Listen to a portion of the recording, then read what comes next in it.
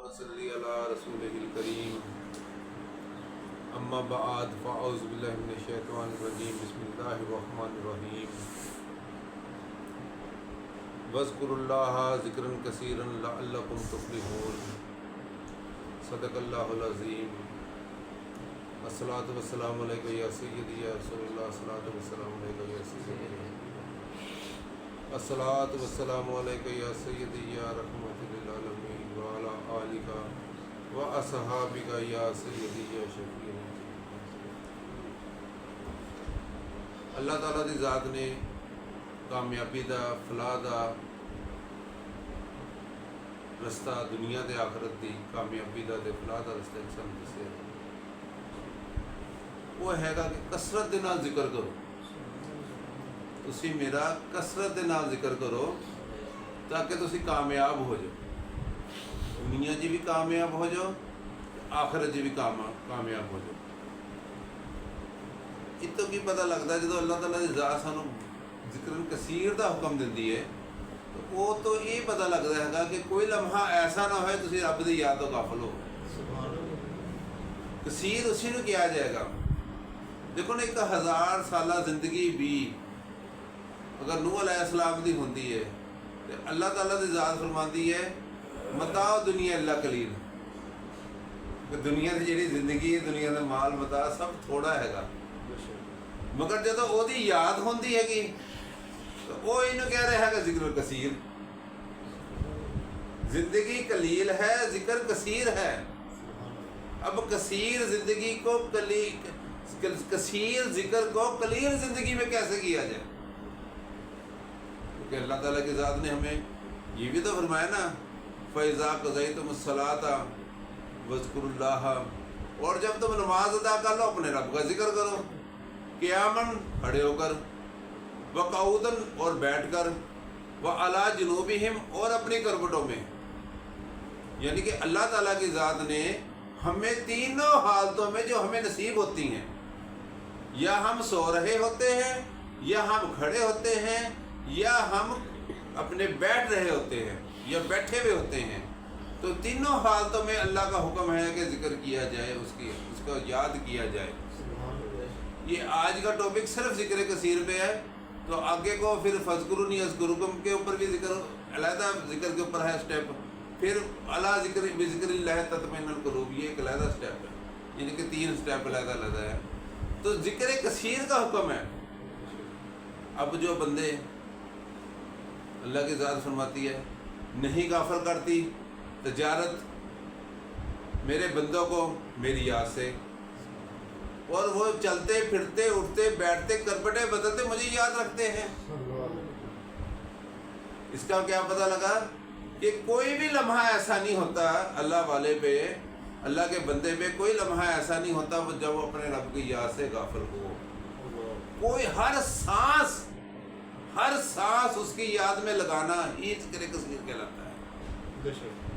اب جب آپ سانس کے ساتھ اپنا ذکر کرتے ہیں، یہ سانس کا جو ذکر ہے یہ ذکر خفی سے پیدا ہوتا ہے، ذکر خفی جاری ہوتا ہے، اور حدیث مبارکہ میں ہے کہ یہ 70 گنا افضل ہے اس ذکر سے جو تم زبان سے کرتے ہو۔ ایک صحابی نے عرض کی یا رسول اللہ اسلام میں نوافل تو ہے بہت زیادہ، تو مجھے کوئی ایسی چیز بتائی جائے جس کے اوپر میں ذرا زور آزمائی کروں، یعنی کہ اس پہ میں کوشش کروں اور میں کامیابی کے مراحل طے کروں۔ تو آپ نے فرمایا کہ تیری زبان ہر وقت اپنے رب کی یاد سے تر رہے، یعنی کہ تو کسی بھی لمحے اپنے رب کی یاد سے غافل نہ ہو۔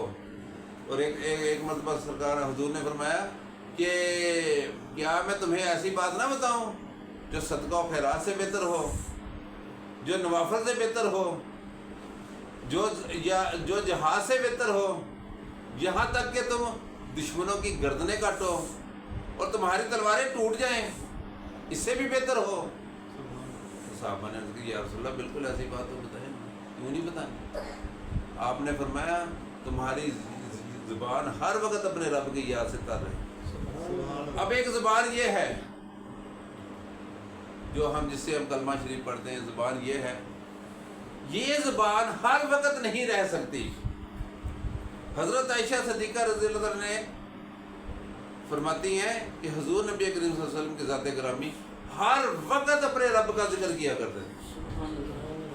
کوئی لمحہ ایسا نہیں تھا جب حضور اللہ کی یاد سے غافل ہوتے ہوں، ہر وقت.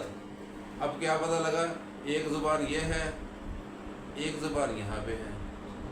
اس زبان نے معاملات زندگی بھی طے کرنے ہیں، کاروبار حیات بھی طے کرنے ہیں، تو لوگوں کے ساتھ میل جول بھی کرنا ہے. جب سونا ہے تو اس نے غافل بھی ہو جانا ہے. مگر جب دل سے ذکر ہونے لگ جاتا ہے، ذکر خفی نصیب ہو جاتا ہے، تو وہ زبان جو دل کے اندر ہے جب وہ اللہ کی یاد میں مشغول ہوتی ہے وہ کسی بھی لمحے غافل نہیں ہوتی. ایک وہ شخص جو سویا ہوا ہے اور اللہ کی یاد میں گم ہے، ذکر کرتے کرتے سو گیا، اور ذکر کرتے کرتے جب وہ سو گیا تو سونے کے بعد وہ جس وقت سویا ذکر کی حالت میں، تو ذکر کی حالت میں سونا اس کو اپنے رب سے وصل کا ذریعہ بن گیا. ایک وہ ہے جو تہجد پڑھ رہا ہے مگر اس کے خیالات منتشر ہیں، کبھی دنیا کی طرف خیال آ جاتے ہیں، کبھی اور طرف خیال آ جاتے ہیں، کبھی بچوں کی طرف خیال آ جاتے ہیں.